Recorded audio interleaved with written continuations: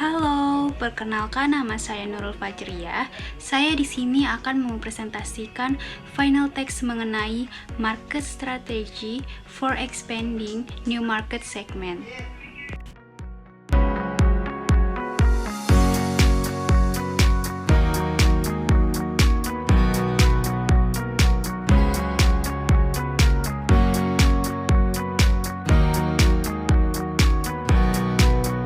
Hal pertama yang saya akan bahas adalah mengenai data cleaning.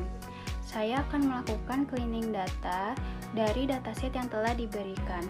Hal pertama yang saya lakukan adalah saya mengklik tab data, pilih filter, aktifkan filter di header kolom pekerjaan, lalu klik tanda panah, blank, lalu hapus baris yang kosong atau klik kanan baris delete row. Selanjutnya saya melakukan menyamakan format huruf kapitalisasi. Untuk menyamakan huruf awal jadi kapital, di kolom baru ketik rumus proper, lalu cantumkan sel yang ingin diformat, copy ke bawah, lalu paste value ke kolom asli. Selanjutnya saya menambahkan kolom generasi berdasarkan umur. Yang saya lakukan adalah menambahkan kolom baru generasi, setelah itu isi dengan rumus. Langkah terakhir yang saya lakukan adalah standarisasi nilai kata yes dan no. Saya menggunakan find and replace. Saya menggunakan find untuk mencari kata yes, lalu menggantinya dengan kata yes awalan kata huruf kapital. Dan saya juga melakukannya pada kata no.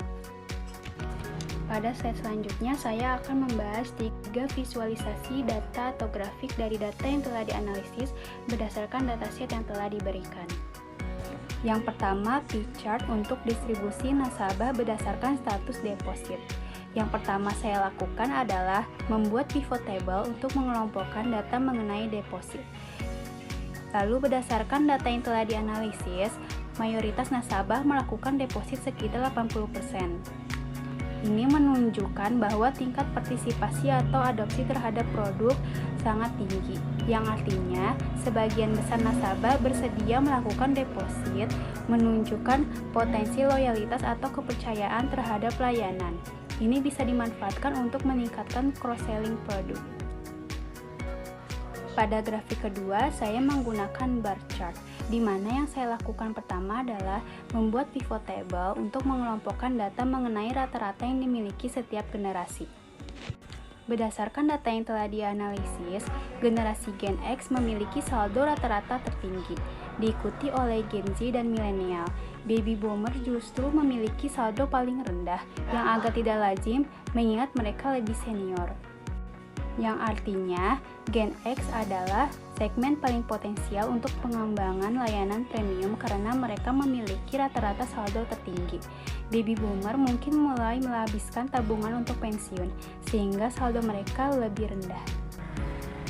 Grafik ketiga sama seperti grafik pada rata-rata saldo menggunakan bar chart.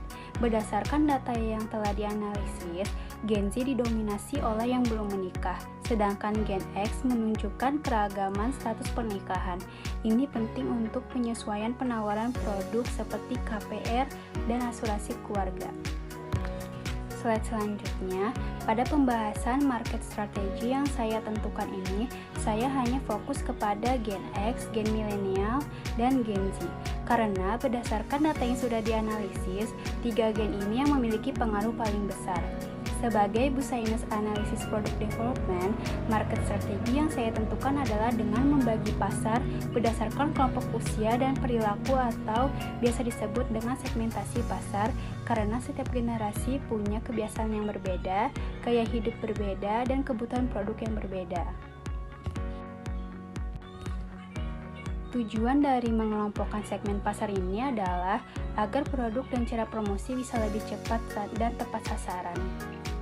Dari data yang telah dianalisis, saya mengelompokkan segmen ke dalam 2 kelompok, yaitu usia dan perilaku. Berdasarkan usia atau generasi, Gen X rata-rata 42-55 tahun, Gen milenial 28-41 tahun, sedangkan Gen Z 12-27 tahun.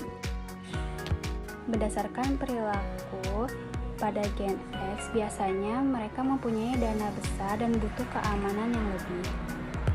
Sehingga, strategi yang perlu dilakukan adalah dengan menawarkan produk dana pensiun atau reksadana premium. Pada Gen milenial, perilaku mereka yaitu fokus keuangan keluarga dan aktif online.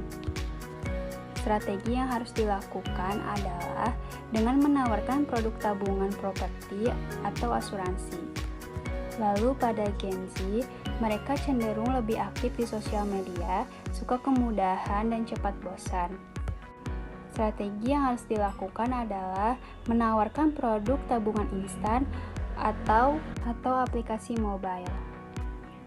Alasan memilih market strategi ini adalah yang pertama, target lebih tepat sasaran karena segmentasi membantu memahami kebutuhan setiap kelompok usia sehingga strategi lebih fokus.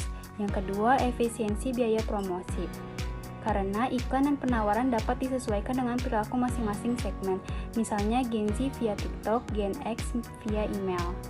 Yang ketiga, meningkatkan loyalitas nasabah, yaitu dengan pendekatan personal, pelanggan merasa lebih dimengerti, mereka menjadi lebih setia pada produk. Yang keempat, potensi pertumbuhan jangka panjang. Fokus pada Gen Z dan milenial membuka peluang akuisisi nasabah baru dan pertumbuhan berkelanjutan. Dan yang terakhir, mengoptimalkan produk yang tepat. Misalnya Gen X lebih cocok untuk produk investasi, bisa dirancang khusus sesuai perilaku mereka. Pada slide terakhir yaitu kesimpulan, berdasarkan hasil analisis dan visualisasi data, strategi segmentasi pasar dipilih karena mampu mengidentifikasi perilaku keuangan yang berbeda dari setiap generasi. Gen Z dan milenial menjadi target utama ekspansi karena mereka aktif secara digital, sering melakukan deposit dan memiliki potensi pertumbuhan jangka panjang.